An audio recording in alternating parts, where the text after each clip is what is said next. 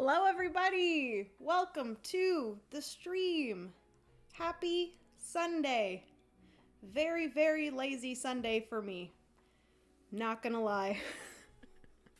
Francis and I slept in so much this morning. Francis never sleeps in, and he's typically the one that, like, if he gets up, I kind of gauge, like, when he got up, you know, I sleep for a little bit longer, and then I wake up.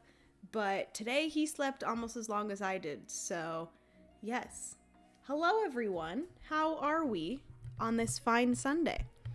Today, originally I was going to be playing Paperback Adventures, but I have been kind of learning it here and there. I learned a little bit last night, and then I was watching some playthroughs today, and I still feel like I don't have a full grasp of how it plays.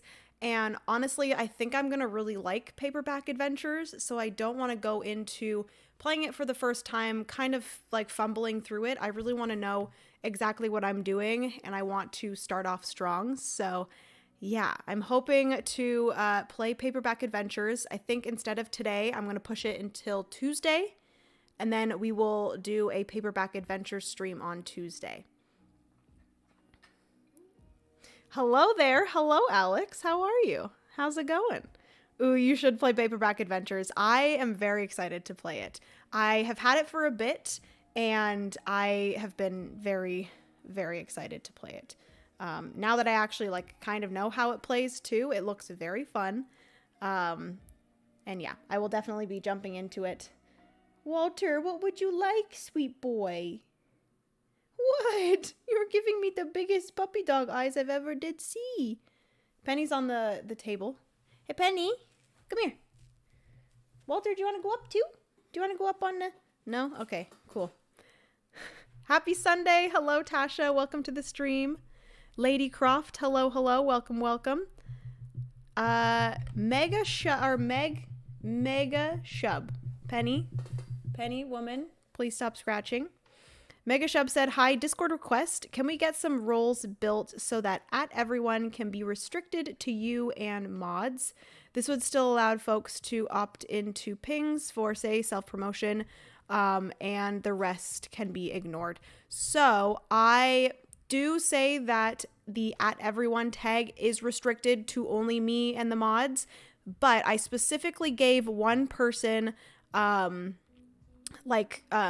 permission, that's the word. I gave one person permission, and that was Vortac Games, in order to kind of talk about a giveaway that was going on. So that should be the only person that is using @everyone. That is not me or the mods. So yes, I've always done that. I don't want @everyone to be used by, everyone in the Discord. Just certain people, and that was the only exception, was for Vortac, so that you guys could hear about the very nice and wonderful giveaway that was happening. So yes.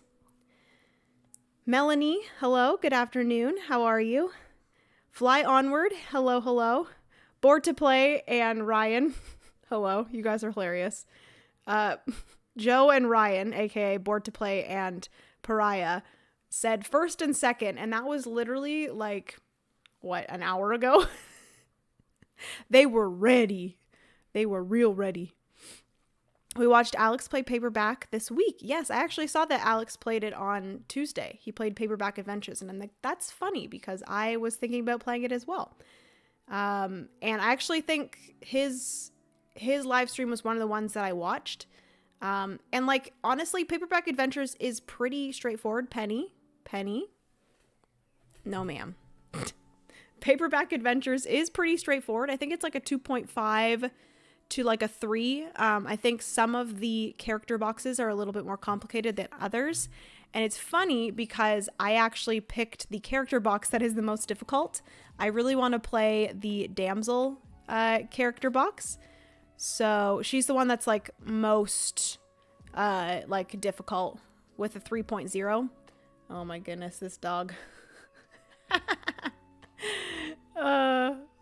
Dog on the board game table, always. You're a cutie patootie, Miss Penny. Walter's getting very jealous. I'm surprised he hasn't barked yet. Hi, bud. I know you want attention too.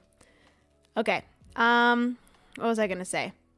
Yeah, Alex's live stream was one of the ones that I watched, and yeah, Paperback Adventures is not too difficult, so I just think that I need to read over the rules a little bit more, and just make sure, because there's like a lot of like small things that could happen depending on the cards you use and the like ability and item cards that you use in Paperback Adventures. So I just want to know that I, can handle whatever comes my way and that sort of thing. So yeah, we should be playing Paperback Adventures on Tuesday, so keep an eye on that. Either Tuesday, or if I'm busy on Tuesday, then I might push it to the Friday. But I will let you guys know if you're watching this, and you're wondering like kind of what's happening with live streams and stuff like that. I think moving into 2024, because my schedule is progressively just getting busier and busier, which is awesome. It's a good busy. Because of that, I think I will switch to only streaming once a week. And I really want to, because I don't want to like promise 2 streams a week, and then a lot of the times I'm kind of pushing a stream or having to reschedule a stream. I think I just want to not push myself too hard, and I want to schedule 1 day a week that I know I can 100% stream, and you guys can rely on that stream being that day at a specific time every single week, instead of the streams kind of being up in the air and that sort of thing. So let me know what day of the week is best for you guys. Let me know if it is a weekend, or let me know if, sometime during the week on the evenings or during the day, anything like that. Let me know what day is best for you guys. I know that there's not going to be like one day that's best for everybody, but let me know when you guys would like to see a Board Game Garden live stream. Hello, Stranger Dios, Stranger Adios. I don't know. Sorry, I am butchering your username, but hello, happy Sunday. Welcome. Okay, thanks. Vortac was getting a bit noisy, but if it is not common, it makes sense. Thanks. Yeah. So basically, Shrub, he was just talking about a little giveaway that's going on the Discord, and it's something that he actually messaged me and asked if it was okay, and I said yes. I typically don't give permission for people to use the @ in the Discord, just because I know that it is a little bit annoying to get notifications. But I believe that if you don't want to get any notifications, you can 100% just mute the Board Game Garden Discord if it's like getting too much. But I know that some people do want to get notifications specifically from like just me. So yeah, just know that it will not be very common that other people are using it, only for when I give them permission. Yeah, for live streaming, I almost always go simpler. Complicated stuff I save for recording or not on camera at all. Yeah. See, Alex, I didn't quite realize that the damsel character box was the more complicated one. I just know that I want to be a strong-ass woman, I want it to be that character. And I have my head just, that's what I want to do. So it's happening. I'm doing the most difficult character, but it's fine. It's not too much more difficult. It's just like adding a few other cards and stuff. So yeah, I typically go for simpler as well. Whenever I do like a solo live stream or like a solo game and like picking a difficulty while I live stream, it's typically easier the better. Penny.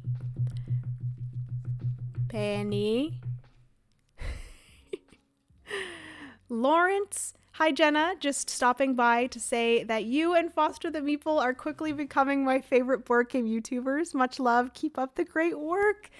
Oh my goodness. Lawrence, thank you so much. Being like with Foster the Meeple, Jeff and Jamie for your favorite YouTubers, that just means the entire world, because Jeff and Jamie are wonderful.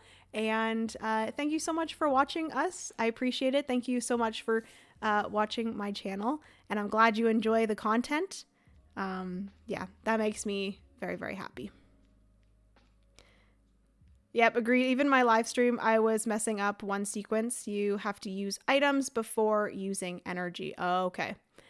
Yeah, I just want to make sure that I like know exactly what I'm doing, because honestly, moving into 24 again, I think I want to make sure when I get into a live stream, and again, this kind of goes into me doing live streams only once a week, is going into that live stream and knowing exactly how to play a game and knowing every single rule. I feel like a lot of you are really, really supportive and you're like, yeah, Jenna, we're fine. If you need to like look up rules in the rule book every once in a while, that's okay. But for me, I would really, really love to be able to just like hop into a live stream and know exactly what I'm doing and not have to look at a rule book. Like maybe like once in a while, I'll have to look at like a very specific rule. But yeah, I really want to be able to hop into a live stream once a week, be totally on, totally good, know exactly what I'm doing, and just have it be very consistent and good. So yeah. Whatever is best for you, Jenna. Okay. Yes, 2022 was let's stream 4 times a week, and 2023 was slow decline to 1 or 2 a week, and I'm still feeling like that's a lot. Yeah, I would say, like, honestly, doing a stream once a week, I feel like is really good, and you can kind of make sure that your viewers are getting like 100% instead of kind of splitting yourself into, you know, smaller percentages in all of these different things. I think it's best, and I think this is what I'm like slowly learning, is I think it's best to not do as much and try to do smaller amount of things, better quality. So that's kind of my thing that I'm doing going into 2024. I vote for earlier in the day so us in Europe can watch. Okay, so Tasha, when I am streaming right now, what time is it for you? Because right now I'm streaming at around, I think it's like almost 3:30. So let me know what time it is for you right now. Maybe I could do, the thing is that if I do it during the day, during the week, that would probably be the easiest for me. But then I don't know if those of you who are like at work, if you're able to watch it while you're at work. Most of the time I have a good like amount of people here watching me on like a Friday at 1 p.m. But I would really love to be able to stream when like most people can watch. So I'll definitely keep that in mind for people in Europe. Earlier in the day. Cheers from Portugal. Hello, the Curious Box. Welcome. How's Portugal? I really want to actually come to Portugal. I would love to go on a vacation to Portugal. It looks absolutely gorgeous. LOL, it was a good attempt. Strange radios. There you go. Whenever usernames are just one big word, I cannot figure out, my brain cannot figure out where the like divide is between the words. So I said stranger audios. Stranger radios, but Jeremy works as well. Okay. Well, Jeremy, thank you so much for joining. Are you being a strong ass woman, just like in real life, having ideals has consequences? Thank you, Alex.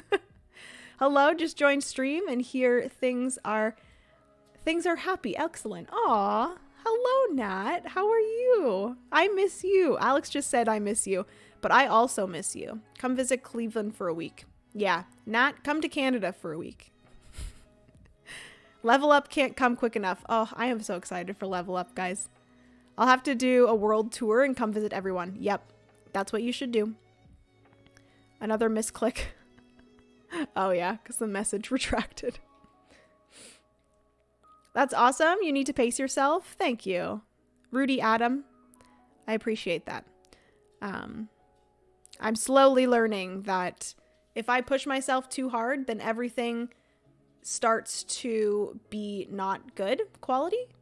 If I'm trying to push myself too thin, you know, everything that I do ends up not being my best. So yeah, I think doing less, but better quality. I'm excited for that. It's 9:30 for me in Central Europe. Okay. So 9:30 p.m. right now. All right. So if I did like maybe I do a live stream once a week at like 1 p.m. on a certain day. I don't know. Do you guys like the live streams on Fridays? at 1 p.m. I don't know if that's a good time for it. Or I could do Sundays. I feel like Sunday mornings are always like the time where I actually, but the thought process in my head right now. Oh my God. Okay. So my thing is that when I was trying to do more, Sunday live streams ended up kind of being a shit show. Apologies for the bad language. But they ended up being bad because by the end of the week, I was just so tired and I just slept in most of the time on Sundays like we did today. And then my live stream ends up being later and then, I'm all over the place. But if I actually schedule live streams for Sunday earlier in the day, I feel like lots of people are off work. They're just having a nice, cozy, lazy Sunday. I think that probably matches the vibe the best. So let me know if Sundays continues to be a good day for you guys, Sunday mornings. I feel like I would be able to make it better if the rest of the week I'm not spreading myself thin. Let me know if Sunday mornings are good for you guys. I think that's probably the best for me. My only thing with Sunday mornings is that if I end up having plans on a weekend, maybe if I end up having plans, I do Fridays instead. So it's most of the time Sundays, so for Solo Sunday. But then if I have plans on the weekend, I do Friday. Maybe. Or I could always do a Monday as well.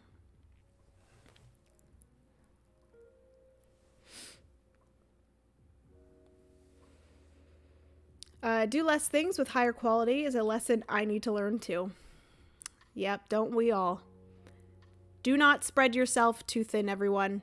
Give yourself grace, which I've learned over the last few months, and still learning. All these lucky people that can watch during the weekday. Oh, Joe, I'm so sorry.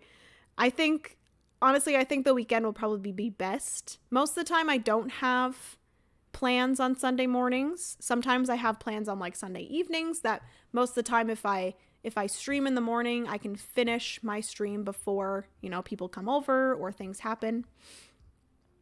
Less is more. Less is meow. Bored to play. Chill. Less is meow. I think if Jenna had that at home at Bored to Play, it might be full in real life. Yeah, it probably would. I will say when I'm not on stream, I do swear quite a bit, but. Srebme, hello. Carmen, how are you? Working from home this Sunday, but big fan of having the live streams on as I work. See, that's the thing as well, is I feel like some people actually enjoy watching a live stream as they work, but then also at the same time, some people can't do that. Some people, are at work and they can't just be watching a stream, which my heart goes out to any of you that can't do that. Don't go too early though. Us West Coasters are 3 hours behind. Yes. So we need to figure out a good middle ground. So what if I did, because I guess if I did Sundays at 11 a.m. Eastern Standard Time, that would be 8 a.m. I feel like 8 a.m. on a Sunday morning is way too early for some people. What would be the earliest your time that you would wake up for a live stream, Nat? I feel like 10, maybe? 10, 11, 12, 1. I could go live at 1 p.m. Eastern Standard Time on Sundays. And then 1 p.m. Eastern Standard Time if I'm busy on the weekend on Friday. So it'd switch back and forth between either 1 p.m. Eastern Standard Time on either Sunday or Friday. I feel like that would be pretty good. Also, I think, Nat, you said, Jenna, who are you wearing today? I am wearing Miss Celeste. Miss Celeste from Animal Crossing, my queen. Also, there's like constellations on the sleeves. And then On the back, there's a big moon. Can you guys see it? Woo! It's so cute. Francis got this for me for my birthday. What seeds are you going to be sowing today? Oh, we're going to be sowing some seeds, let me tell you. 9 a.m. to 10, or 9 a.m. to 10 a.m. is probably the earliest for me. Some people, you mean yourself, Jenna? Yeah. All right. So shall we get into my top 10 games of November? I think we should. There's some good ones. There were some real good ones in November, which I will say, I have been getting very lazy with kind of keeping track of what I am playing. So hopefully I did not miss anything. I don't think I did. I feel like I've included most things that I played in November. Cute AF hoodie. I love it. Yeah. It's from a small business. It's like an Etsy shop. I forget what it's called. But maybe once this video goes live, maybe I'll try to find it and then I'll put it in the description of this video. For anyone wondering where I got my hoodie. There's also on the hood, there's a little, where is it? One of the little star fragments. It's so cute. It's so adorable. All right. Who's ready? Let me get my list out. I will quickly go through my stats for the month, which I will say these last 2 months have not been great for gaming. I've had a lot of different things. It was very busy in the month of November with like videos and content and stuff, so I didn't have a ton of opportunity to actually play games. Still played quite a bit, and I played a lot of good games, so I'm very excited to chat about them. But for some reason, the last like 2-3 months of the year always end up just being very all over the place and very busy. I'm sure you all know that feeling because, you know, I feel like everyone is pretty busy in the last few months, or honestly the last quarter, which is the last 3 months. The last quarter of the year is always very busy. So hi, beautiful girl, how are you? May I ask what you're doing over there? Woman, what are you doing? Huh? What are you doing, sweet girl? I am so glad that you guys are getting, my dogs are getting groomed on Wednesday of this week. So, oh no, you guys can see the games. Push them over. She has joined me. I Want a Rocky is ready. If they do zip ups, I'm sold. Oh my god, a baby. Yep. She's a baby. Are you a baby, Miss Penny? Are you a baby? No, you're an old lady. A grumpy old lady. Okay, do you want off the table? Come here. Come here, please. I need to get you off the table, woman. Oh, no, I'm late. But hi. Oh, no, I'm late, but hi, Is that a dog on the table? Hello, Beck. You're actually not late. We were actually just chatting for the first little bit of the stream, and I am just about to get into my top 10. So you've actually arrived at the perfect time. I just need to get the dog off the table, and then we can get into it. Come here, woman. Whee! Okay. I love you. Your paw is disgusting. Your paw is disgusting. Because you're always licking it. Okay. Woo! Oh my goodness. Apologies for that awful noise. We actually do think that Penny has some sort of OCD because she is constantly licking her paw. It's not great.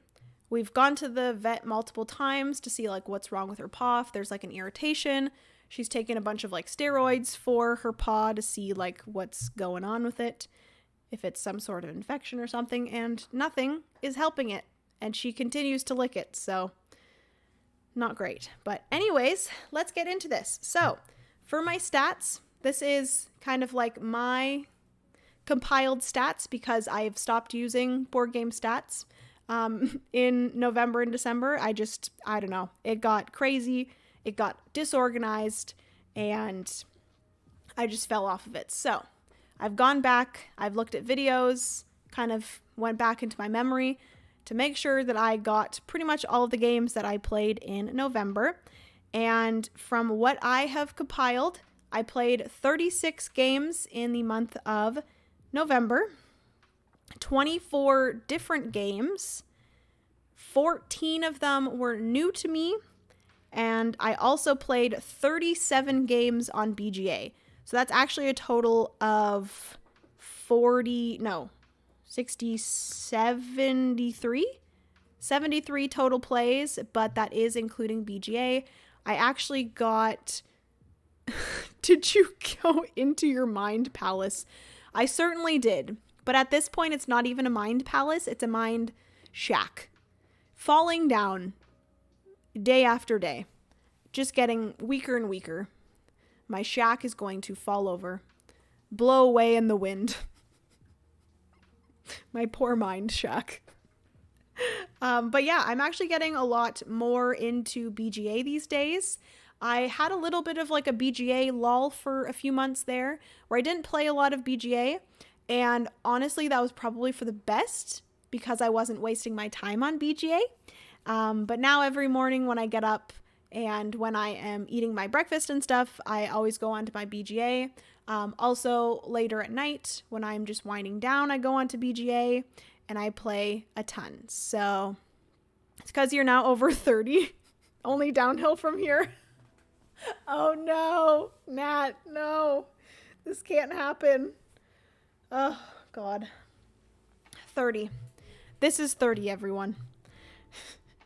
Your mind palace turns into a mind shack. Board Game Arena is such a great way to test out new or new to me games. I love it. Yeah, honestly, I've been playing quite a lot of games on there. They've actually been introducing a lot of games as well, which I kind of want to go and see. I just put down what games I played on BGA, but let's actually see what, or like how many games I played on BGA. I didn't actually look up what games I played. So let me get on to my Board Game Arena account. Hopefully, there we go. Perfect. Sometimes when I go onto BGA on my cell phone, it like has logged me out.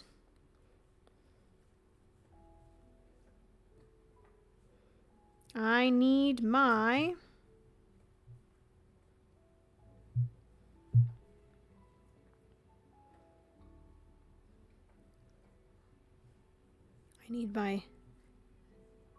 Jenna's game history. All right.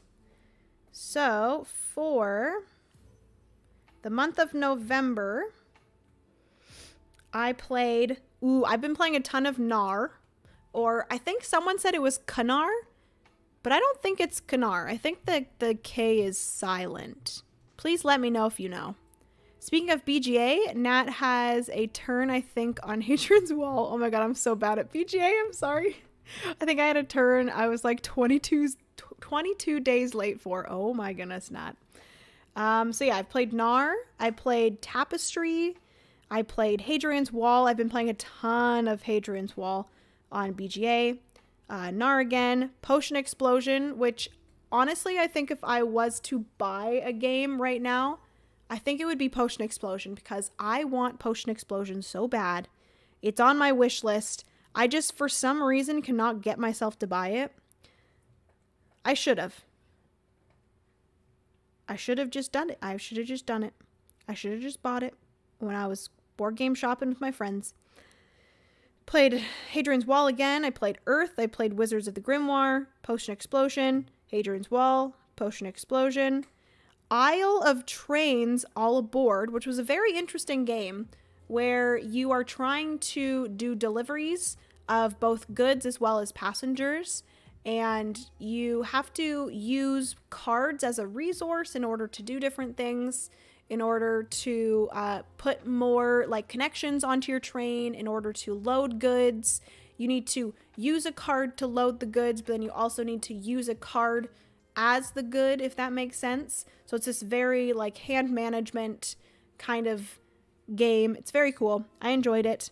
Hadrian's Wall, Planet Unknown, Lucky Numbers, Heat Pedal to the Metal, Potion Explosions again, Hadrian's Wall, Potion Explosion, Potion Explosion, Potion Explosion, Potion Explosion.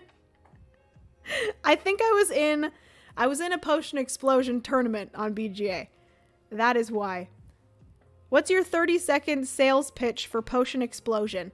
It does something that is just very satisfying to me. It almost feels a little bit like, what's those games where you like switch things, and then if you get a bunch in a row, it like explodes, and then they fall down, and then if you get more in a row, it explodes again, and it like continues that. I think it's like Candy Crush-esque, where you're taking out this marble, and if the two that collide are the same color, you also get those. And then if the next two collide and they're the same color, you get those. And it's just very fun chaining of trying to look at these marbles and figure out the best marble to take out, so that you kind of chain these different magical explosions to get as many marbles as you can of these different colors. And then with those marbles, you're placing them onto your different potions that are going to require certain marbles. And then once you've completed potions, you get victory points for them, as well as you can use those potions for special abilities. And yeah, kind of those like match 3 type things. But it's just so satisfying of a puzzle. And that is my main thing with Potion Explosion, is I just love going into my turn, trying to figure out if I can, because you always have 2 potions at a time. And in order to do really good in Potion Explosion, you have to, on your turn, be able to complete both of your potions on that turn, and then get 2 more new potions in order to complete on your next turn. So it's just very fun puzzle of getting to your turn, trying to figure out the best way in order to get the marbles that you need for those 2 potions to finish those up. You can also additionally use the potions that you've already completed in order to do those special abilities, get more marbles, and ooh, it is just so satisfying. I am just a huge fan of chaining in board games, and Potion Explosion is a great kind of introduction to chaining, I guess you could say. And I feel like it would be very easy to teach people, very easy to get to the table. It unfortunately does not have a solo mode that I'm aware of. But I think there might be possibly like a fan-made solo mode for Potion Explosion. Let me know if there is. But I think you can also play it up to 6, possibly, maybe 5. Potion Explosion is on my wish list too. Yeah, I'm very jealous because my friend Kat actually found a secondhand copy of Potion Explosion alongside a expansion for a really good price at a local convention that we were at. Do you mostly play, or do you mostly, I'm assuming that's supposed to say, do you mostly play with people you know on BGA or more randoms? I think it's kind of a mix between the two. I have some games going with people that I don't know and some games that I have with people I do know. I take part in some like tournaments as well, which obviously those are with people I don't know as well. So yeah, I think it's about 50-50, maybe like 60% people I know and 40% people I don't. And then sometimes when I'm bored in the evenings, I kind of just go onto BGA and I play real-time games with just randoms. That's always fun.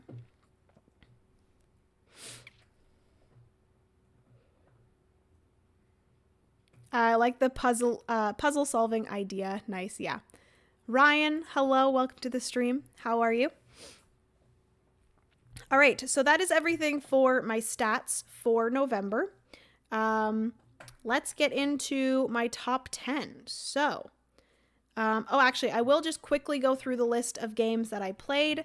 I played Riverside, which is a roll and write. I also played Dinosaur Island Roar and Write. I played Gnar quite a few times. I played Coimbra. I played Stickum, which is a trick-taking game. I played Last Will. Cuckoo, which, do I have it here? It's this like tin from DeVere. Played Cuckoo, which was just chaotic fun. It's like a dexterity game. Played Septima. I played Raising Robots. Waterfall Park, which is a new, I believe, re-implementation of Chinatown. It's like a negotiation game. I also played Spicy, Potato Man, which is a trick-taking game, Seas of Strife, Heat, The Art Project, Critter Kitchen, Wizards of the Grimoire with the Shifting Sands expansion. I also played Nocturne as well as Guarding Guests. Which I will say that some of these were games that I did previews on. I typically like to play them a few times before I do a preview on them. But because I was paid for those previews, I typically don't put them into my top 10.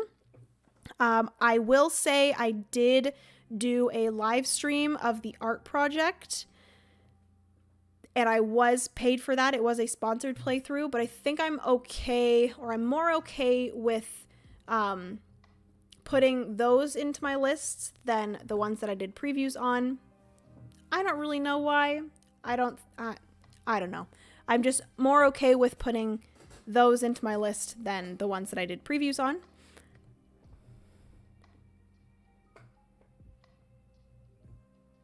I am Axis and Allies out, LOL. Rolled mostly 1s and 3s. My entire Japanese Navy got obliterated by the US Navy. The dice are not in my favor today. Oh no. Ryan, I'm so sorry. That's not fun. Okay, so anyways, moving into my top 10. My number 10 is a trick-taking game that I was introduced to this month, and that is Stickum, which if you look up Stickum on Board Game Geek, I almost said Board Game Arena, but if you look up Stickum on Board Game Geek, it is a trick-taking game that has some cute art. It definitely doesn't look the best, I will say that. It has these like cute little like, I don't know, hedgehog looking things. No way. Get out of here. Ryan, are you serious? I'm so jealous. I have a copy of Nana on the way. Freaking jealous. Who did you get Nana from? Where did you get Nana? How did you find Nana? Please let me know. So yeah, Stickum is a trick-taking game where basically at the beginning of the round, everyone gets their hand of cards. There are 4 different suits. I think there is... No, that's actually might be more than 4. I think there might be 5 or 6 different suits, which are just colors. There is red, yellow... Is there green, blue, and purple? So I think there might be 5 different suits, and everyone gets a hand of cards, and you, judging by your hand of cards, is going to pick a pain suit. So you're going to take a card from your hand and place it face up in front of you so that everybody else at the table knows what your pain suit is. So what color everyone knows that you do not want to win. Because if you win a trick and it has any of your pain suits, so for example, if I chose blue as my pain suit, if I win any tricks and when I win a trick, I get those cards. If I get any of the blue, any amount of whatever numbers on those cards. So for example, if I won a trick that had a blue 7, I would actually get 7 negative points at the end of that round. So whatever blues that I got, I would add up all of the numbers on those cards and those would be negative. And then whatever other colors I won from tricks, those would be positive, but only 1 positive per card. So you are trying to avoid winning tricks that have your pain color. So much fun. I absolutely love it. It is probably the most take that trick-taking game that I have played.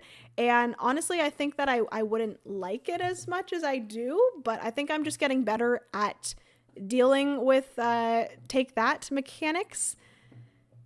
Hello, beautiful Jenna Vortak. Hello, welcome to the stream. How are you? Cost me $30, eBay. Oh my goodness. I'm going to have to look up on eBay. Hello, Father. Everyone, John Beasley is in the chat. My father is in the chat. How are you, Dad? Also, if Mom's there as well, hello, Mother. I miss you guys. Hopefully your relaxing weekend is going well. Yep, hi. Dad. Aw.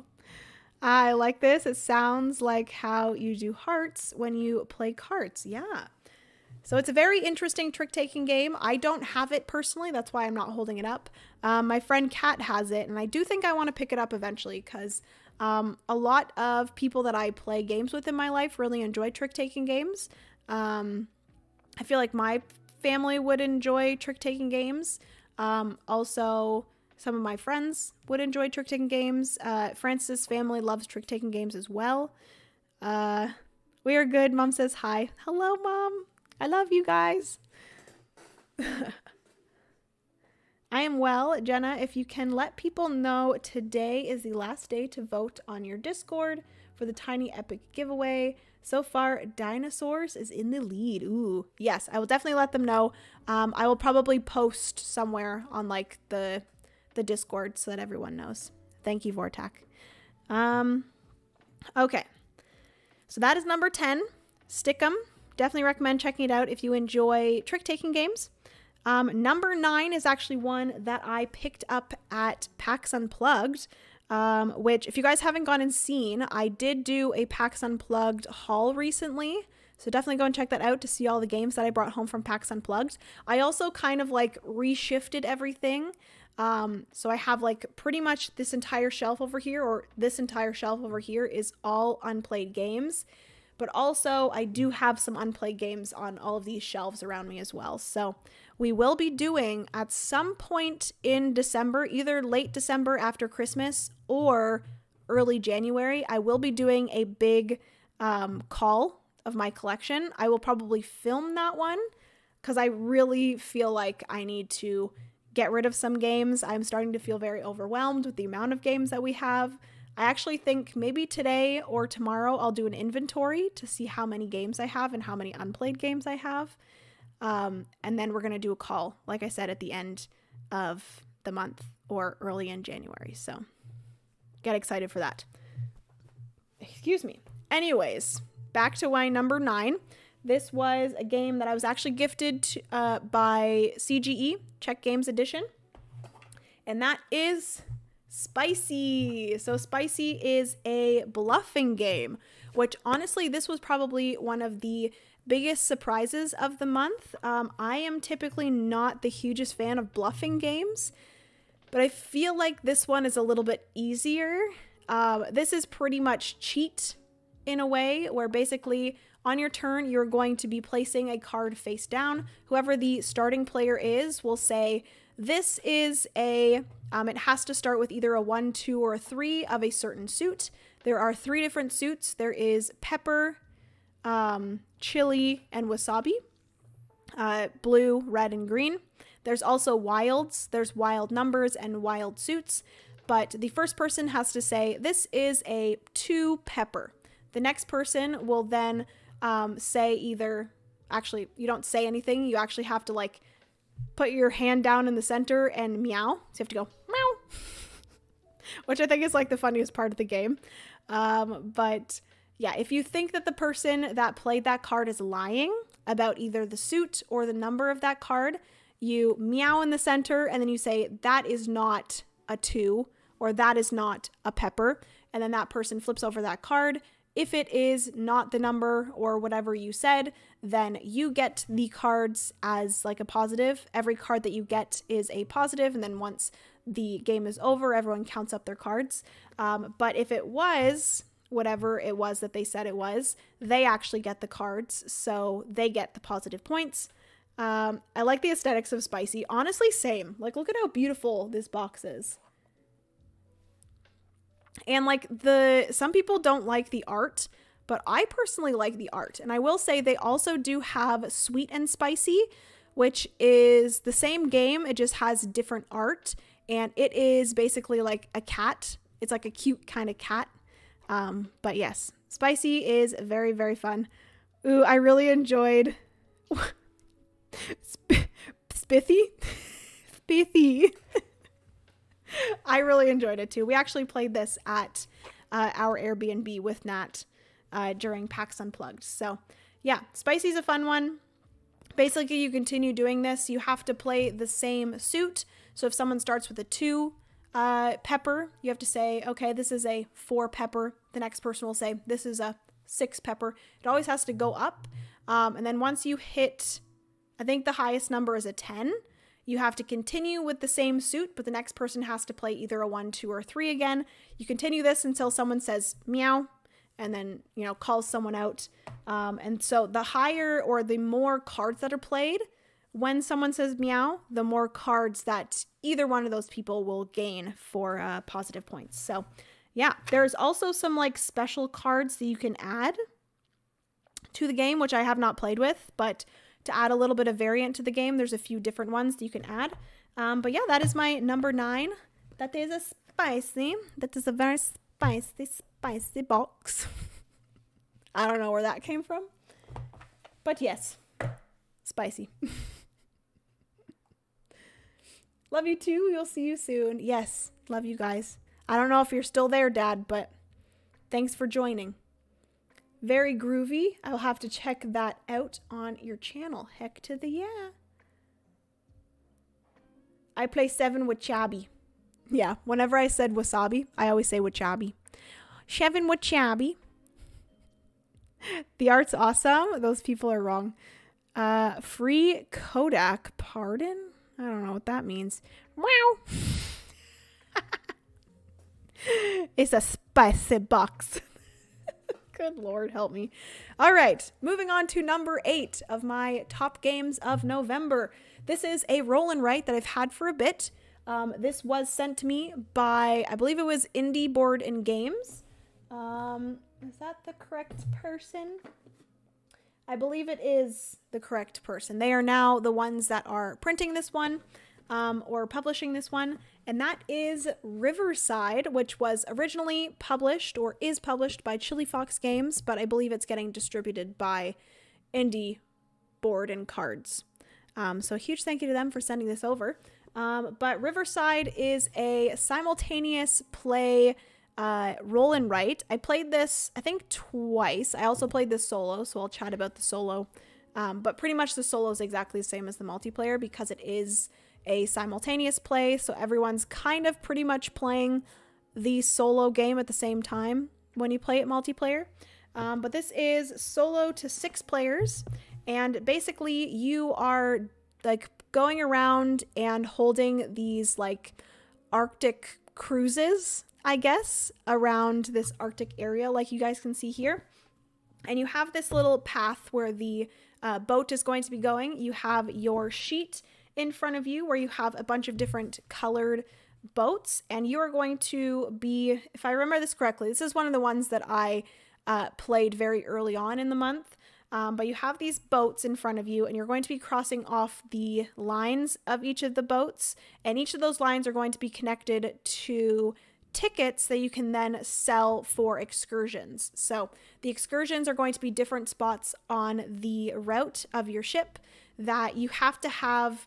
The certain color boat is connected to a certain colored excursion, and your excursion needs to have a certain number attached to it. Goodbye, Father. Love you guys. Have a good rest of your Sunday. But yeah, it's a little bit hard to explain. It's a very simple, straightforward roll and write that has a lot of combos. Basically, once you've finished a line of a certain color, it allows you to cross out some more on a different colored ship. And then if you finish off that line, it'll allow you to cross out some more on another colored ship. Love you, Jenna and Francis. I will let Francis know that you love him as well. But yeah, it's very fun. It's very simple. Like I said, with the multiplayer, it's simultaneous, so it doesn't take any longer to play 6 players as it does solo, which is awesome. And basically, you're continuing to play this until the boat makes it all the way around. Jenna, do you have you played the Art Society? I have not played the Art Society yet. I've played the Art Project, Bye, Garden Dad. But I am interested in the Art Society as well. Bye, Papa Beasley. Oh, hello, George. Welcome to the stream. How are you? But yeah, I really enjoyed Riverside. I love roll and writes, and I love any sort of game that has chaining. Like I said, any sort of comboing, I love. And then the theme of this game is very different than what I've seen. I feel like there needs to be more like winter themed games. Riverside is one of them that I really enjoyed. I also played recently Endless Winter. I think I played it in October, but I also have it now, so that's awesome. But yeah, that's Riverside, my number 8. A wonderful, wonderful, relaxing roll and write that I recommend. Hello, friends. I am all right. Just all right. Hopefully watching the stream makes you better than all right, George. I'll bring it to game night then. I think you will love it. Fantastic light tile placement. Ooh, I think I've definitely seen some people playing it where basically you're like building out a like gallery wall, right? Of like a bunch of different paintings. Looks very fun. All right, moving on to number 7. This is one that again surprised me a lot because this is a negotiation game, and I didn't think I would like negotiation games, but I'm almost tempted to get this one because it was very fun. I loved the theme. This was one that this game has come out after as like a re-implementation of another game, but that is Waterfall Park, which Waterfall Park is again a re-implementation of Chinatown. And they made it into kind of like I don't know, you're like creating a amusement park on a hill that has a waterfall. It's like a waterfall amusement park. Very cool. What is happening? You're way more than all right in my books. Aw. Must have been the Taco Bell. Yeah, Nat, take your mother effing turns. Hopefully my copy of the Art Society shows up this week. Ooh. Don't say Waterfall Park. I want that. Uh-oh. Jeez, I'm only 31 days late. Give me a break. Oh my goodness. You are bidding on paintings and then placing them on your wall. That looks very cool. Would you want to play it more? What do you mean best of Star Trek? But anyways, Waterfall Park is a negotiation game where basically you're going to be dealt with these number cards, and you're going to have to each round decide what number cards you want to keep and what ones you want to discard. You're going to have to discard a certain amount each round, depending on the round that you're in.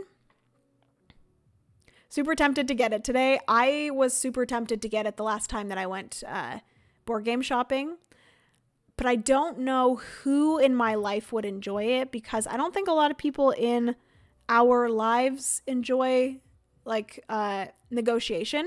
And I feel like the people that I would play it with that enjoy negotiation as much, or like enjoy negotiation in general, are the people that already have it. So, excuse me. What is this? It was the Wendy's. It always does me in. My stomach is strong for Taco Bell. Oh, I love Wendy's. Now I want Wendy's. Francis and I have decided that we are not ordering anything on Uber Eats or anything like that for the rest of the year because we have been so bad in the last like 2 weeks. So we've decided we're not doing it anymore. It's 40 and not sure how many times 3 would be together. Have you played Zoo Vadis? Ooh, I have played Zoo Vadis. Zoo Vadis is wonderful. I do think if I was to compare Zoo Vadis to Waterfall Park, which one would I prefer to play? I think I would actually prefer to play Waterfall Park over Zoo Vadis. Zoo Vadis was very fun, where basically you are trying to get your animal, everyone's playing as a different animal, and you're trying to get your animal all the way to the top where like the best enclosure is, and you basically are not going to score at the end of the game unless you have an animal in that like shining best enclosure. And I did win when I played Zuvadis for the first time, which was great. But I did enjoy it. I just think I enjoyed Waterfall Park more, where basically you're going to have the numbers, like I was mentioning, and you are going to be discarding a few of them, and then the numbers that you choose are the different spots in the Waterfall Park that you're going to be putting your color, and then you are trying to basically have these different like groups of color in the Waterfall Park, because after you have the cards that you kept and discarded, you're also going to be given a bunch of tiles, and those tiles are going to be scoring based off of groups of those specific tiles. So for example, the movie theater tiles want to be in a group of 5. So if you are able to get 5 of your colors somewhere in the Waterfall Park, and you have all movie theater tiles on that area, you're going to be scoring a certain amount of money each round for that group. And then whoever has the most money at the end of the game is going to be the winner. And so you basically have a free reign of what you want to negotiate each round. So you can decide, hey, like I would really like that spot. If someone took one of your spots that would allow you to have a bigger group of all of your colors, you could say, hey, I'll give you this numbered spot if you give me that numbered spot. You can also negotiate the tiles that you have. So you can say, hey, I'll give you these 2 movie theater tiles if you give me 2 of your, I don't know, merry-go-round tiles. I don't actually know if there's a merry-go-round.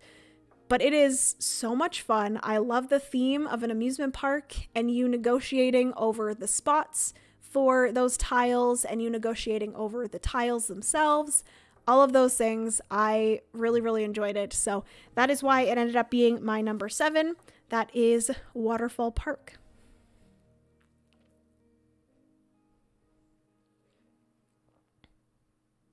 I love negotiating. Used to be my favorite part in Monopoly, even though you're technically not supposed to. Oh my goodness. Aw,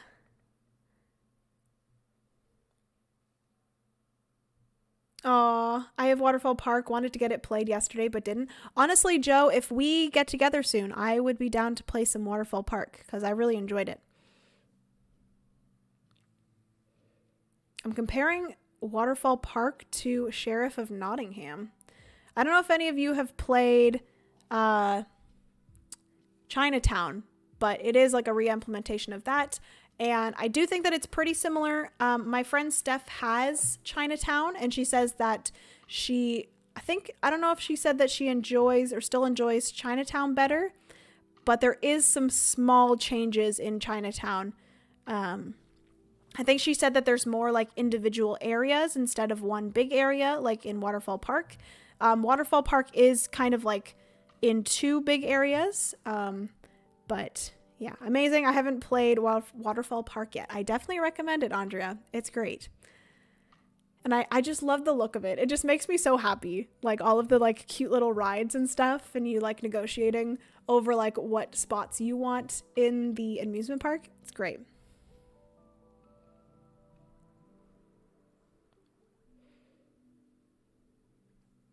Is it bad that I haven't ever used Uber Eats in my life? That's not bad at all. That's freaking great. Congratulations, Ryan. It's good for your wallet, exactly.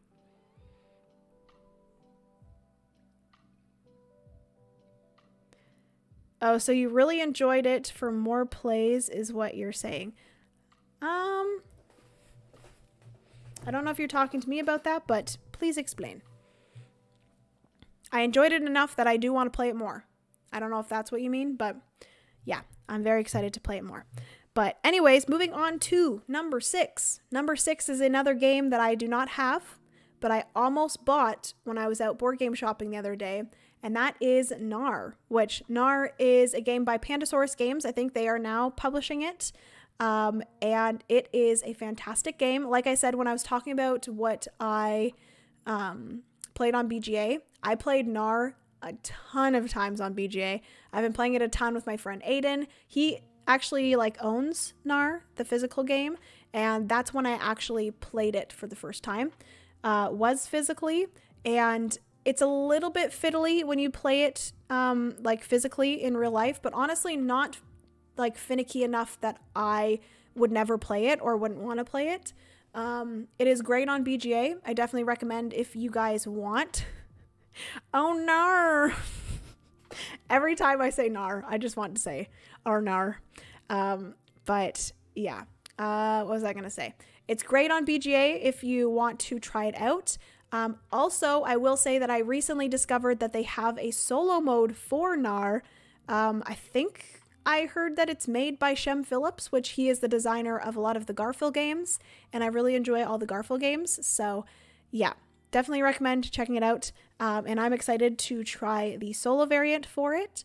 But basically, on your turn in nar, you are trying to get to 40 points first. It is a little bit of a race to 40 points. It is I don't think it's a 2-player game, but I've only ever played it 2-player.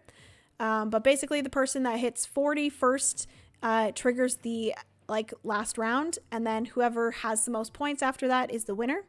And you are going to be gaining points by kind of building your tableau. You're going to be buying these landmark cards. I think they're called landmark cards.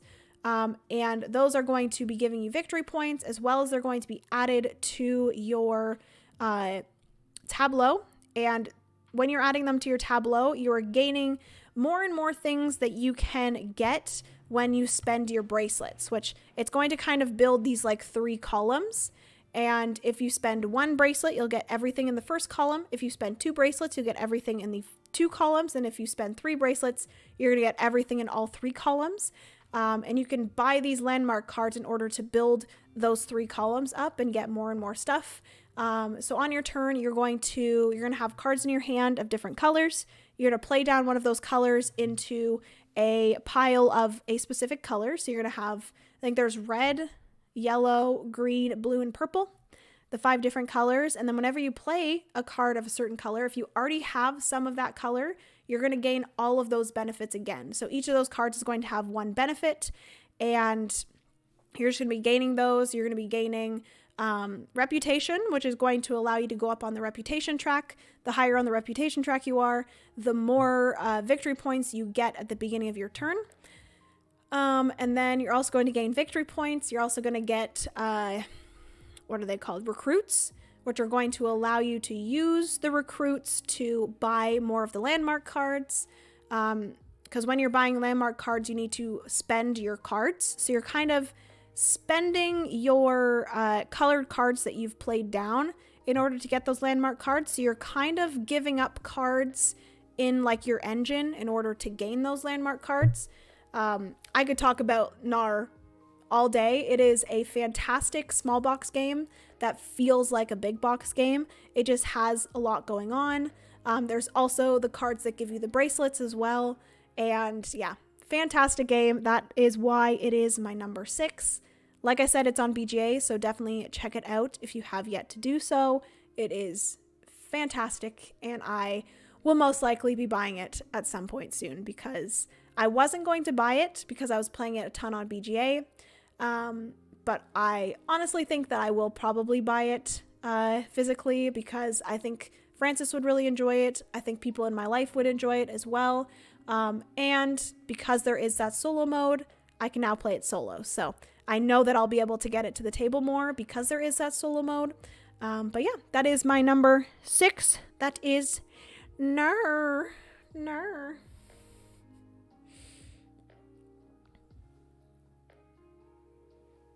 I can't wait to try Garden Guess you showed on here. It looks fun.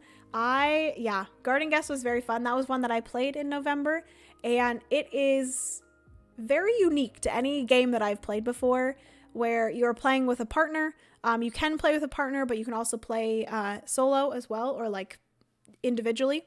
And you're just trying to make this little route from one side of the board to the other, and you're playing down these cards, and it is just a breath of fresh air. Love it.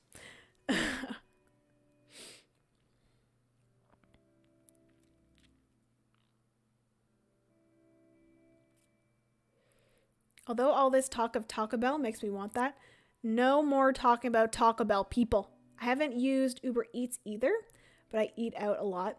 See, that's the thing is like Francis and I, a lot of the time we end up ordering food on Uber Eats, but we live so close to so many restaurants. So we could really just not be lazy and we could just go walk somewhere. Like, it's really not that hard. I made a chicken, spinach, and Alfredo pizza, and it was the bee's knees. That sounds amazing.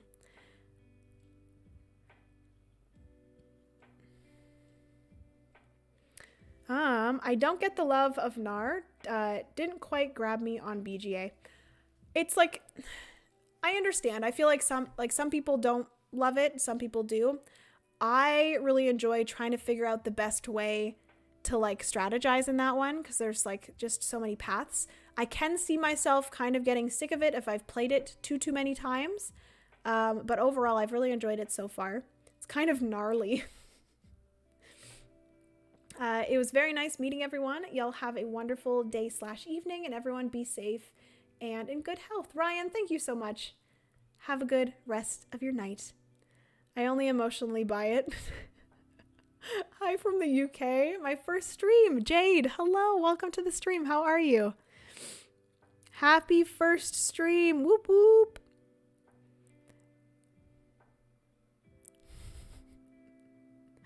Hey from the Arctic Circle. So happy to join the live. Oh my goodness. Hello. How's the Arctic Circle? Wow. Good morning. Good morning. Welcome to the stream. This is my first time here. I am new. Nice to meet you. Thank you so much for joining, Shannon. Nice to meet you as well. That's awesome. We have so many new people in the chat. Thank you all so much for joining me. I really appreciate it. We are currently halfway through my top 10 list of November. I don't know how long I've been streaming for. Over an hour. Okay.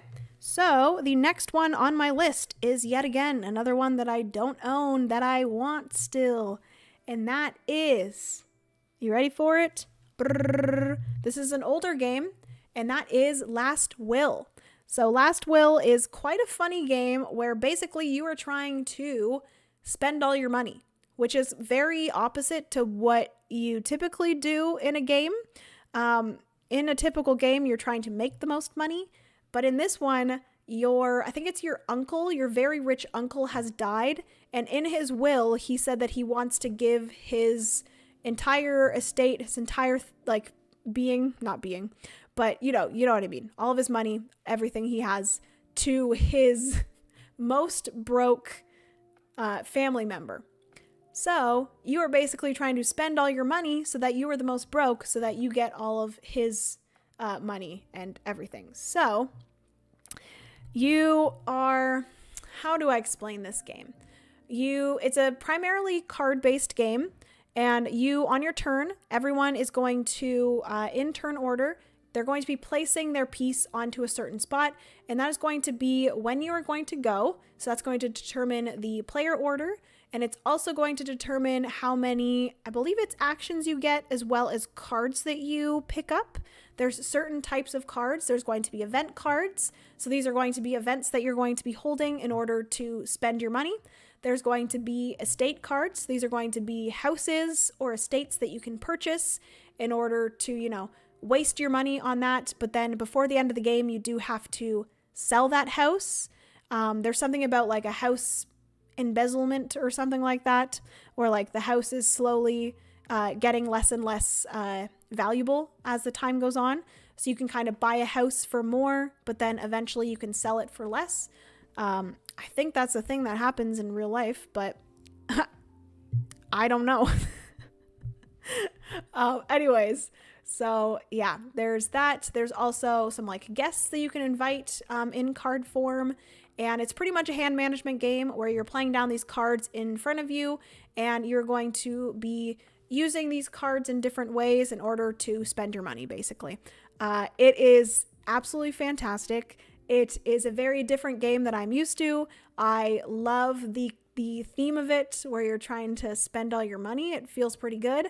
I will say when I did play it, I won. So I am really good at spending money. Love that. Where are you from? I am from Canada, specifically Ontario, Canada. Where are you from? It's cold and dark, very, but excited to be watching this. Aw, it's getting dark here. The sun is going down. The sun goes down very early nowadays, which kind of makes me sad. It's 4:23 and it's almost dark outside already. But yeah, that is my number 5. That is Last Will. There is another game in the series called The Prodigal's Club, which I believe someone has mentioned that you can actually play Last Will and Prodigal's Club together. Sounds very fun. And again, I really enjoyed this one.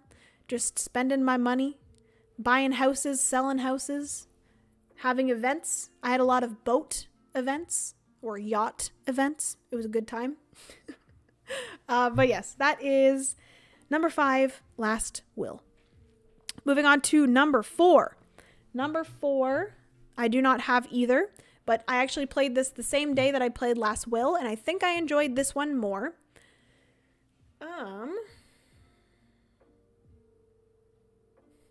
Thanks, George. Matt's accent is cute. What? Okay, so number 4 is a game that I didn't think I would enjoy just based off of the box and the name of the game. I never really knew what the game was all about. I still don't really know what like the theme of the game is, but I really enjoyed the gameplay, and I enjoyed the gameplay so much that the theme didn't even matter. And that game is Coimbra. So number 4 is Coimbra, which again, I've seen Coimbra. It's an older game. I've seen it a ton. Fun fact, for some unknown reason, I thought that Coimbra was a coin game because it's called Coimbra. Don't make fun of me. But yeah, for some reason I thought it was a coin game, and coin games kind of scare me because they just seem very complicated. But Coimbra, fun fact, is not a coin game. So we ended up playing this one. I've known about it for a while, but I never really looked into it. And Kat was like, hey, do you guys want to play Coimbra? And I said, sure, would love to. So we ended up playing Coimbra. It is a very interesting game where you are drafting different colored dice and placing those dice into a row of cards. So basically whatever color die that you take is going to get you something at the end of the game, or not the end of the game, the end of the round. I believe the specific color is going to get you to go up on certain colored tracks, if I remember correctly. I know, right, Beck? It's very sad. It's very sad that I thought that it was a coin game. But yeah, whatever color you draft is going to allow you to go up on that track at the end of the round. I believe it also allows you to do some other things based off of the cards that you have in your tableau, because it's also a tableau building game. But then whatever number that die is, so you're going to have a color of the die as well as a number. The number, wherever you place it, is going to determine when in order you're going to be able to draft a card. So for example, in one of the rows, if you place your die there, if you have a lower number, you're going to be able to go, I think it's first. It goes from lowest to highest number in that order. So if you want to, I believe if you want to draft first for the cards, you have to draft a lower number die and place your die in that specific spot. I will also say that you put your little die into a little like castle thing. It's so cute. I wish I could like show you guys the video that I took. Maybe I could. Let me see if I can do this. I did take a video of it, but I don't know if you guys are going to be able to see it though. That's the only thing.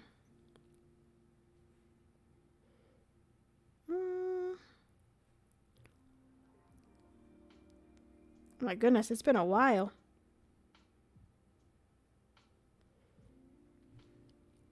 Coimbra.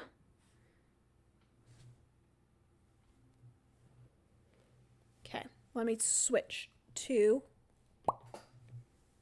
Is that going to be... Ooh, Coimbra. You guys see the little castles that your dice go into? It's so cute. I love it. So that is Coimbra. I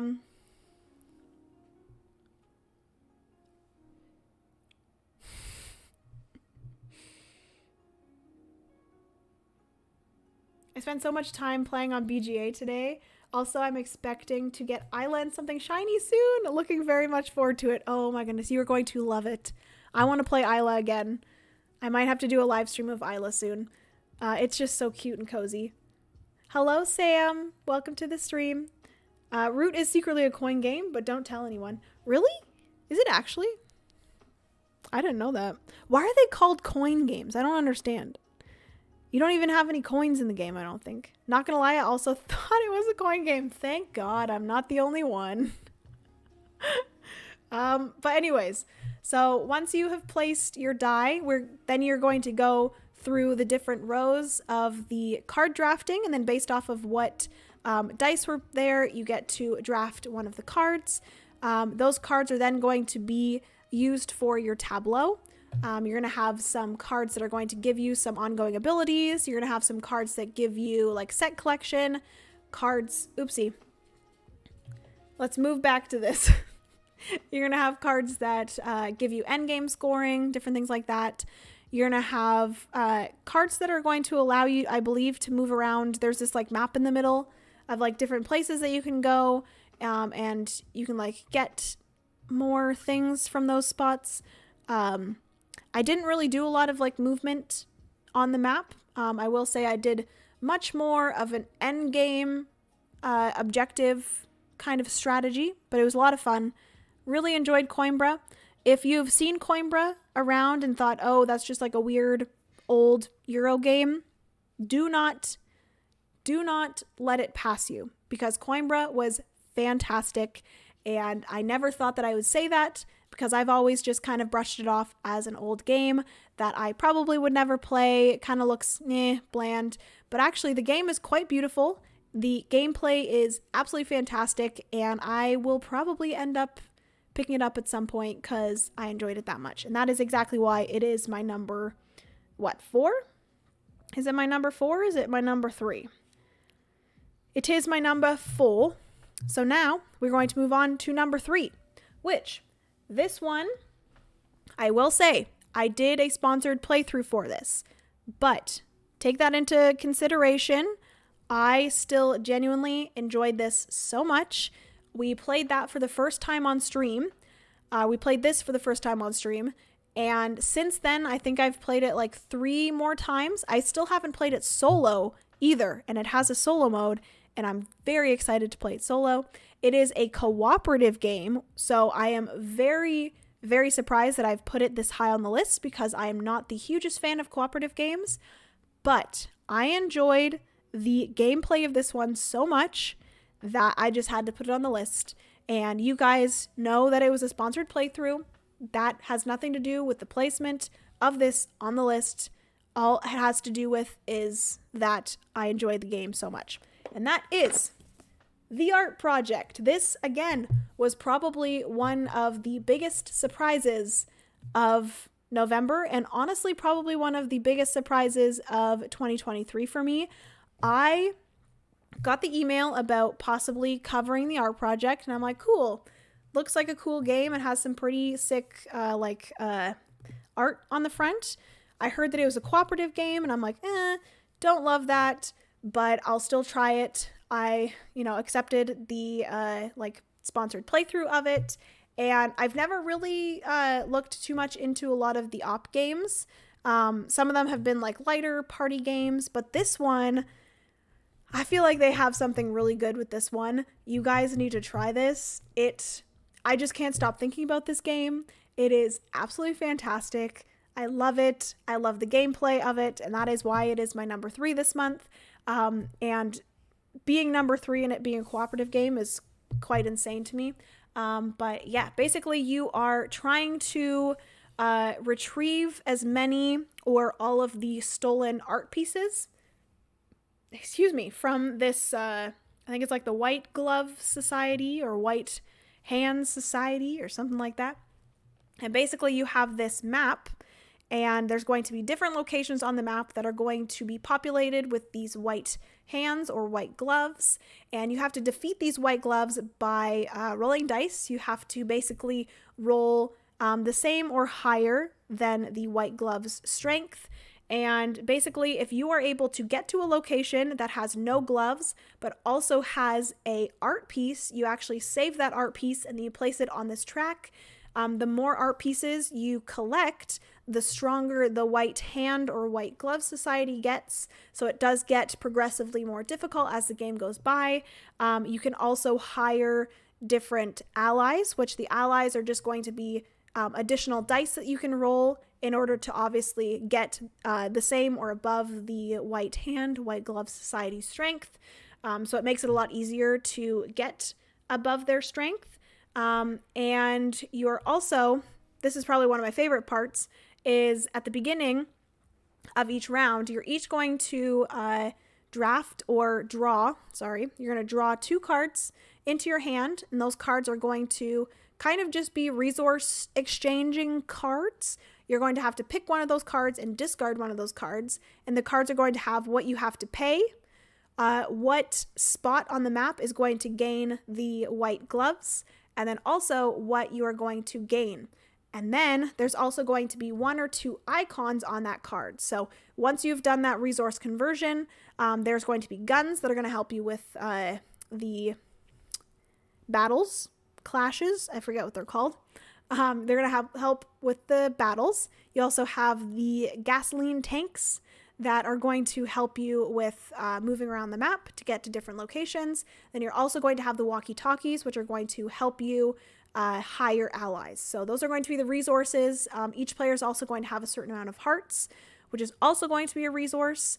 And you're just going to be doing these resource conversions, trying to figure out what you can spend to get what you need in order to get all of these art pieces by the end of the game. So it is wonderful. I've only played the most basic map as well. There are 6 different maps that you can play in the game. And it kind of introduces some different things in each map. So I'm excited to go into those different maps. And I definitely recommend, if you have not tried this one, a lot of people are saying that this is going to be a sleeper hit of 2023. So definitely check it out. Please. It is wonderful. I enjoyed it very, very much. So that is the art project. And then number 2. I will say number 2 and number 1, I still don't know really what spot I want them to be in, because I enjoyed these 2 so much. One of them I own and one of them I do not own. And it makes me so sad that I don't own the second one. But I think that is pretty much why I have put the one that I don't own at number 2, because the one that I don't own, I've only played once. So I enjoyed the first play, but obviously it requires more plays to see exactly how I feel about it. But with the first play, I enjoyed it so much and I want it so bad. Specifically, I want the deluxe edition, but it's real expensive, so I'm going to have to save up for that one. But the other one I have played multiple times. I've played it both multiplayer and solo. I've also played it a few times multiplayer, so I felt better putting this at number 1. So, number 1 and 2, just know, I liked them very close. They were very close. I was going back and forth between which one to put at 2 and which one to put at 1. But ultimately, for those reasons that I just explained, number 2 is Raising Robots. Oh my gosh. This was the cutest game known to man. I loved Raising Robots so much. I do not own it. I believe it was, I think, the first game from this publisher. I think it's Movo Games. Correct me if I'm wrong. It's like Neuvoo. I think. Movo Games has a good game on their hands. Oh my goodness. Raising Robots, if you guys have not played Raising Robots yet, definitely recommend checking it out. It is, again, a tableau builder. So I feel like I am starting to discover that I really enjoy tableau building. because I think my number one game of 2022 was Wayfarers of the South Tigris, and that's a tableau building game. So yeah, Raising Robots, I absolutely loved. I love the art. I love the whole theme around it, where basically you are going to get a character at the beginning of the game that is actually a like famous scientist, and the art in this game is absolutely adorable. And as a famous scientist, you have some sort of a special ability. You also are going to be gaining these different robots, and the robots are the cutest things in the world. I need to actually show you guys again. Much like Coimbra, I need to show you guys Raising Robots. See if I can get it here. Ready?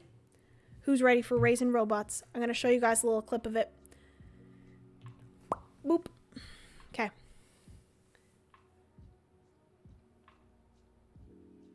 Wait. Nope. No, let me. Oh my God, stop.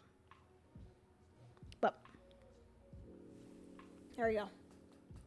This is Raising Robots.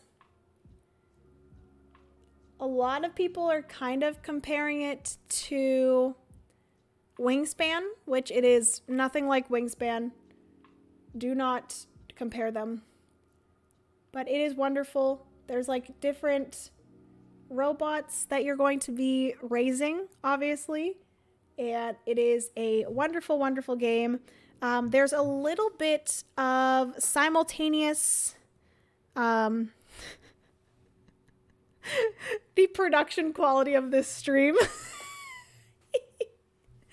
Nat, are you kidding? Naruto, hello, welcome to the stream. How are you? Thank you so much for joining. Is that sarcasm, Nat? I feel like that's sarcasm. Literally me showing you a video of my game. I could have figured out a way to like put the video up on the stream, but we don't got time for that at this time of year. We do not. But anyways, yes, I'm slightly kidding. I totally understand. But yeah, Raising Robots, definitely recommend checking out. It was a Kickstarter that has fulfilled now. There is retail editions available online. And I do believe there's still deluxe editions available online as well, but they are like currently in Canada. I think the retail edition is like $60 and the deluxe edition is like 120 something. So yeah, we played the deluxe edition. It's really nice in deluxe, but I honestly don't need the deluxe. So maybe I'll just get the retail edition. But it was wonderful. Again, it's a tableau builder. A little bit of an engine builder as well because, also, I was going to mention, there's this part at the beginning of the game or the beginning of a round where you are going to be secretly choosing 2 of your cards, and you're also going to be choosing secretly 2 of the phases. And depending on the 2 phases that you choose, that's going to be the 2 phases that you're going to have the most amount of energy to spend in those 2 phases. So the phases are going to be, you're going to go through these different phases each round, and depending on the ones that you choose or you chose at the beginning of the round, you're going to get more energy, aka more action like amounts or like action energy to perform in those specific phases. So yeah, I loved it very, very much. You have a bunch of different resources that you're going to be using and spending in order to do different things. Each of the robots is going to allow you to do different things. And whenever you do a specific row or you activate a specific row, you're going to be activating all of your robots in that row. So I think that's what people are kind of comparing to Wingspan, where you are going to be building these rows of different robots. And if you are activating a specific row, aka each row is one of those different phases, if you're activating those rows, you're going to be spending those actions in order to activate the specific robots in that row. So yeah, not similar to Wingspan, but I can see where people are coming with or coming for or coming. I can see what people are coming from. That's the word. when they do say that, but it's nothing like Wingspan. It is a wonderful game. All the different robots are absolutely adorable. And there are like a ton of robots. I think there's like a stack about this big of different robots. Raising robots looks so cute. The number of times I've played and lost at Wingspan though. No comparing it to Wingspan. It's very different. I've never heard of this game, but sounds interesting. Yes, I recommend it. Oh, I thought it was racing robots. I was going to ask which one won. It's raising robots. You're raising them as your babies. Nat. So yeah, that is number 2. And then I do physically have number 1. And like I said, I think I enjoyed this one and Raising Robots pretty much the same, but I have played this one more and I do own it. So that is why it's number 1. I've played this both solo and multiplayer. I did play this solo on a live stream and loved it. And I'm sure some of you are going to already be able to kind of guess what it is. I love the theme of this one. This one was sent to me. I will say this one was sent to me by the publisher, which is Minecraft Games. Drum roll. Does anyone want to guess what it is? I'm sure you guys probably know already when I said Minecraft. It's Vindication. Vindication was not new to me. I'm taking bets. Vindication was not new to me. Nat is correct. It is. Ugh. Septima! My number 1 game of the month of November is Septima. So this was absolutely fantastic. Oh, Voidfall. No Voidfall. Ooh, Septima period. It is fantastic. Catan. So in Septima, you are trying to become the next Septima or Septima. I forget how to pronounce it, but one of those two. You are trying to become the next Septima, and you're going to be doing this by gaining favor. I believe that's what the victory points are.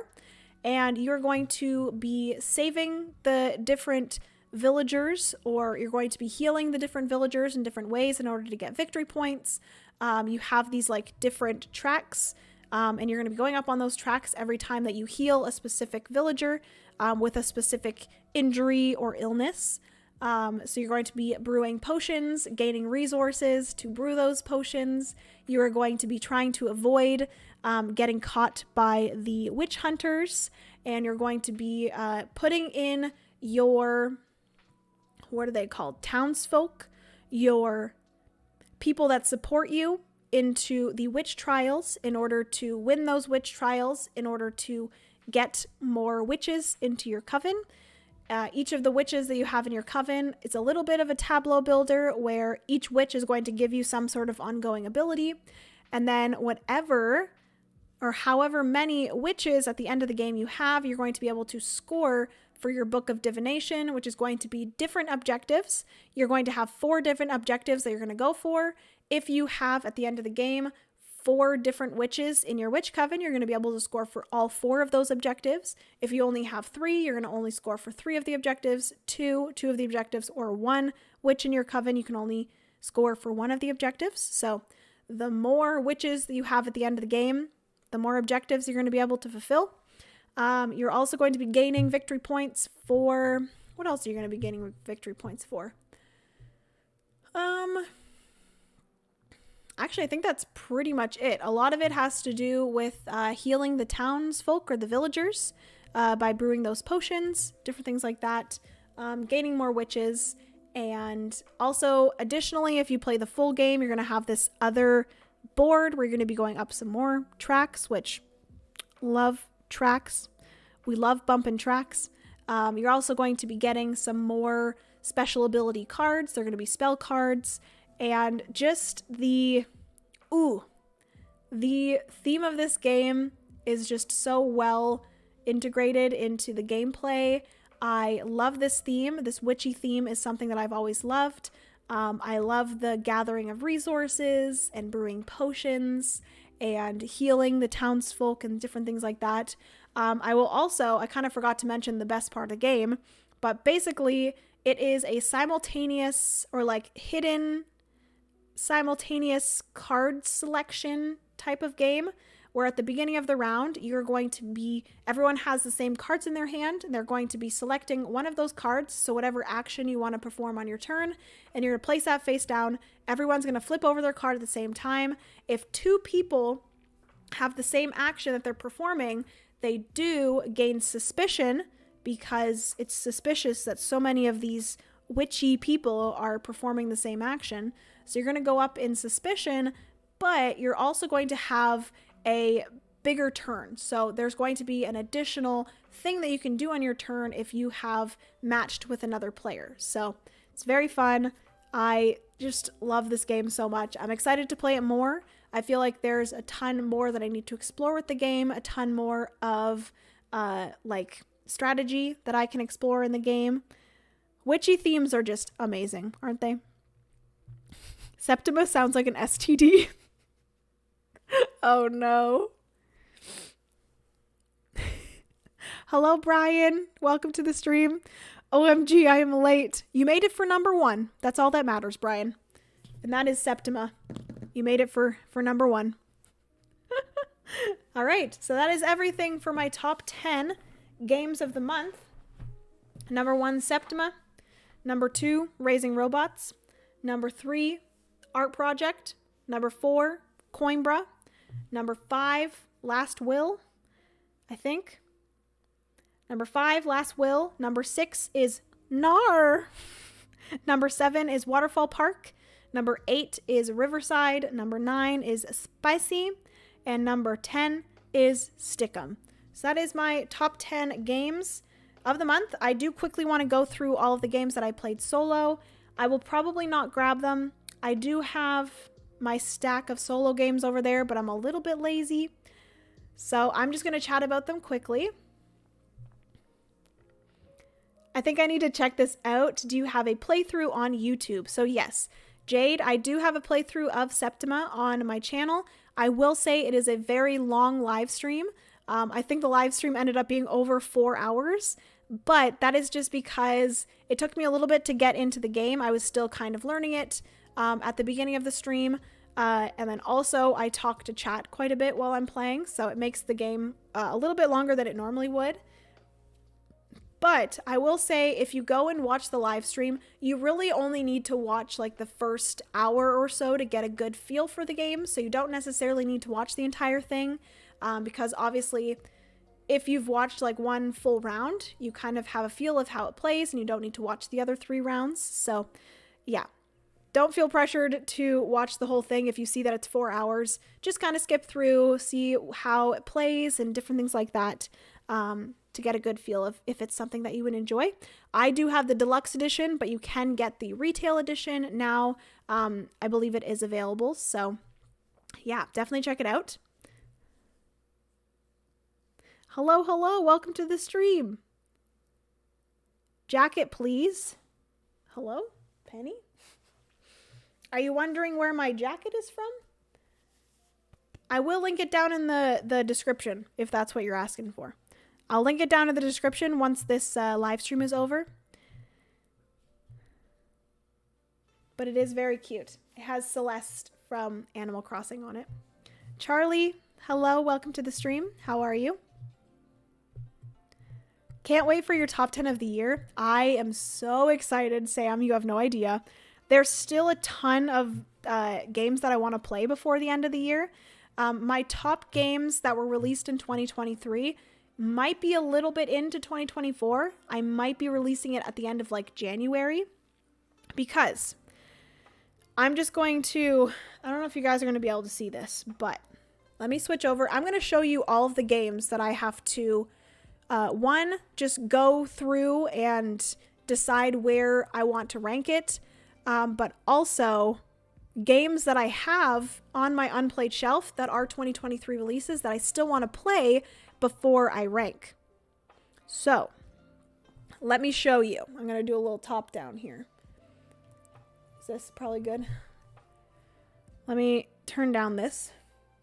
So these are 2023 releases. Anything that is unchecked are games that I still want to play before I rank. So we have these.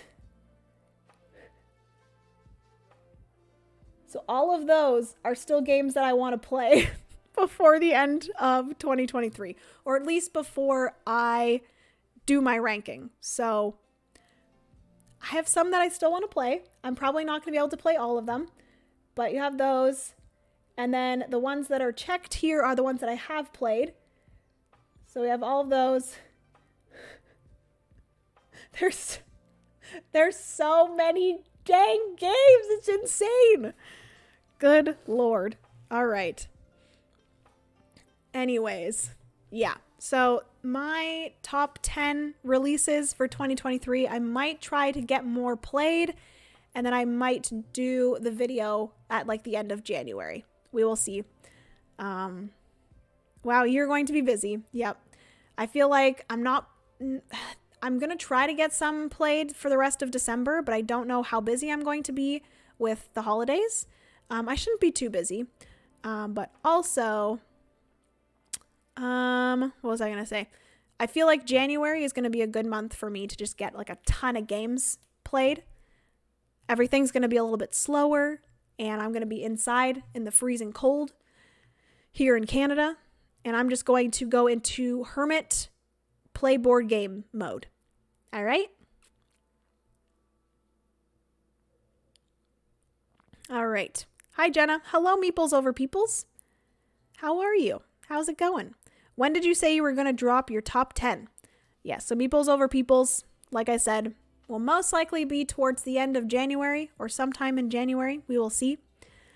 I just really want to be able to play more of the 2023 releases so that I can really like make sure I know exactly what my top 10 are. Jenna, are you streaming Friday? I don't think I'm going to be streaming Friday, Brian. I think I'm going to try to stream on Tuesday. I'm going to be playing Paperback Adventures. There's so many. I know, right? It's crazy. Oh my God, you need to check out Age of Innovation. My friend Kat just got Age of Innovation, so fingers crossed we can get it played. I think we are getting together on like December 29th. So a little bit after Christmas, we are getting together for a full day of board games. So fingers crossed we can play Age of Innovation. I still really want to play Nucleum from Board and Dice as well. And there's a few other games that I want to play before the end of the year that my friend Kat and my friend Steph have. So, yes. I can speak Norwegian, which just a smidge difference from Swedish. Oh, that's so cool. Merry Christmas, all my friends. Aw, thank you so much. I appreciate that. But anyways, so for solo games, like I mentioned, I did play Riverside Solo. Riverside Solo is pretty much the exact same as multiplayer. You're just playing by yourself. Literally almost the exact same. What else? I need to make sure I didn't have it as the top down still. I also played Septima Solo, which you are playing against a AI player that honestly, like when you're playing a multiplayer game of Septima, there's not a ton of like player interaction aside from when you're flipping over your cards for your actions. So pretty much the AI player is just mimicking another player, and you're going to be seeing what their card is that they are doing, and they are going to be gaining victory points in some different ways. But also if you match with them, it's kind of the same as matching with another player if you were playing multiplayer. So yeah, almost the exact same as a multiplayer game with Septima, but you are playing against an AI. It's really easy to kind of, manage the AI. It's not a crazy complicated AI. Basically, they have 3 actions that are face up. You're going to roll a die, and then whatever that number is, that's the action that they're going to perform.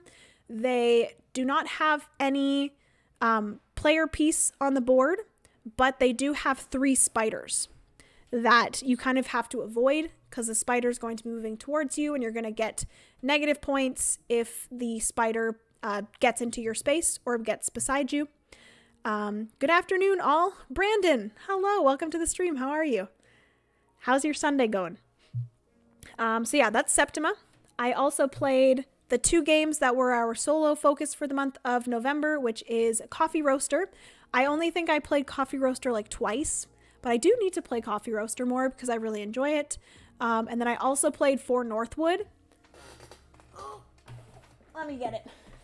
For Northwood is this little solo trick-taking game. Oh my goodness, I love this game so much. It is probably one of my favorite solo games currently. I have continued playing it into December, and I just love it so much. Definitely recommend checking out For Northwood. It is wonderful. I also get negative points if a spider gets into my space beside me. Honestly, same. Same, Nat. So funny. For Northwood. Love it. Bet you would like spooters. I bet you like spidiculous. Oh, good lord. Sunday is okay, gloomy, but got in the first chapter of the Arnak campaign. Oh, I'm so jealous, Brandon. How are you liking it? Hope you've had a good weekend. I've had a good weekend. I've had a pretty just chill weekend. Yesterday, Francis and I went out for breakfast, and we went to the ethnic supermarket and got a bunch of Asian snacks, which I always love. So yes, played that as well. I played Isla and Something Shiny a few times. Oh my goodness, Penny. I played Isla and Something Shiny a few times. Cascadia with the Landmarks expansion, which honestly doesn't do a lot different. It just adds some more objectives that you're going for. I enjoyed it. Cascadia Landmarks I don't think is an expansion that you need. It doesn't make Cascadia any more like, oh my god, you have to have it. You can't play without Landmarks. Like, it's not one of those expansions. It's one that, yes, if you want to be able to play with 5 or 6 players in Cascadia, get it. That's the main reason why I wanted it, because we love playing games up to 6 players. So Cascadia with 5 to 6 players is awesome. If you want to add a little bit more challenge to your games of Cascadia, you can add in those landmarks. And then also you have those 3 terrain spots. Instead of only having the 2 terrain tiles, you get those 3 terrain tiles. That just adds a little bit of difference in the game, but not too much. So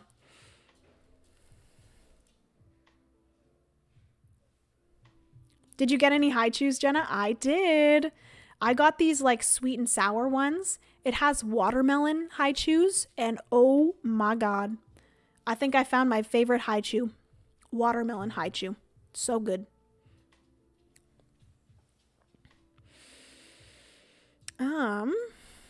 The campaign is starting off very hard, but really enjoy Arnak as a co-op and didn't usually like co-ops. That's good to know. Yeah, because I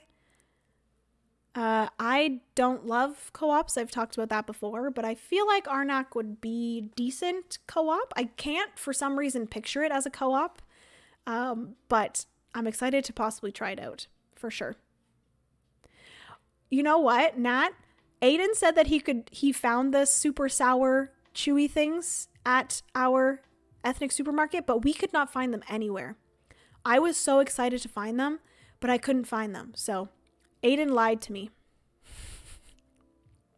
Spirit Island is a great co-op. Yeah, Francis and I really enjoyed playing Spirit Island. We haven't played it for a while, but I'm sure if I asked Francis to play Spirit Island, he would play it because I think he enjoyed it as well. It's a good co-op, but I don't like co-ops with too much reading. Yeah. He showed me. Ugh, I'm so jealous. I don't know how he found it. Ugh, I'm so mad. Okay, and then I think the only other game that I played solo in the month of November was Barcelona. So Barcelona is a game that I played multiplayer first. Absolutely loved it. I think Barcelona might be one of my favorite games of 2023. Little spoiler alert there, but it will most likely be in my top 10. It is a fantastic Euro game. Absolutely loved it. I wasn't super interested in playing Nucleum, but now that I've played Barcelona and I've experienced a board and dice game, which I have experienced one before, which was Books of Time, but I feel like Books of Time was very different for board and dice, whereas Barcelona is more of like a heavy point salad Euro, and that's typically what Board and Dice is known for. So I'm very excited to hop into Nucleum now as well. But yeah, Barcelona was pretty easy to play solo. The AI was pretty easy to keep track of and kind of do. So yeah, really enjoyed Barcelona. I think that one probably was my... I actually don't know what my favorite solo game of the month is. It's always so hard to say what your favorite solo game was, but it's pretty close between For Northwood. For Northwood was the one that I probably played the most in November. And then I also obviously enjoyed Isla and Something Shiny, and I really enjoyed Barcelona. So yeah, I think that's everything. I think that's everything for my top 10 games of November, as well as the games that I enjoyed solo in November. So, yeah, that is, I think, everything for the stream. I might finish it off now. We've been streaming for about 2 hours, almost 2 hours. And I think I am all talked out. I am close to losing my voice. I will also say that I had a video scheduled to go up this weekend. It will most likely not go up until tomorrow or Tuesday, just to let you guys know. These Christmas gifting garden videos are kicking me in the butt. I always forget how much longer they take, these like very produced list videos, because I first have to figure out what games I want to feature. I have to film the sit down portion, which ends up being like 2 to 3 hours for me because I always, stutter and I'm just really bad at talking to the camera. So I end up having to film for quite a long time. And then also filming B-roll for 10 larger games, guys, it takes so long. And I always forget how long it takes. Like, I have to set up the game. I have to make sure the game is somewhat set up correctly, so that people don't come at me in the comments being like, that thing there was in the wrong spot and you cheated in your setup for your B-roll. So yeah, I always have to make sure they're set up somewhat correctly, and then I have to film the B-roll for it, and I have to edit it, which editing ends up taking so long. But it is probably one of my favorite videos to make, those top 10 video type videos, or top 10 game type videos. There we go. Thanks for the stream, Jenna. Thank you guys so much for hanging out. Nat, thank you so much for being here. Brandon, Ryan, Paria. George, thank you so much. Thanks for the stream, Jenna. Brian, thank you so much for hanging out. Oh man, did I come in just at the end? Oh no, Sky,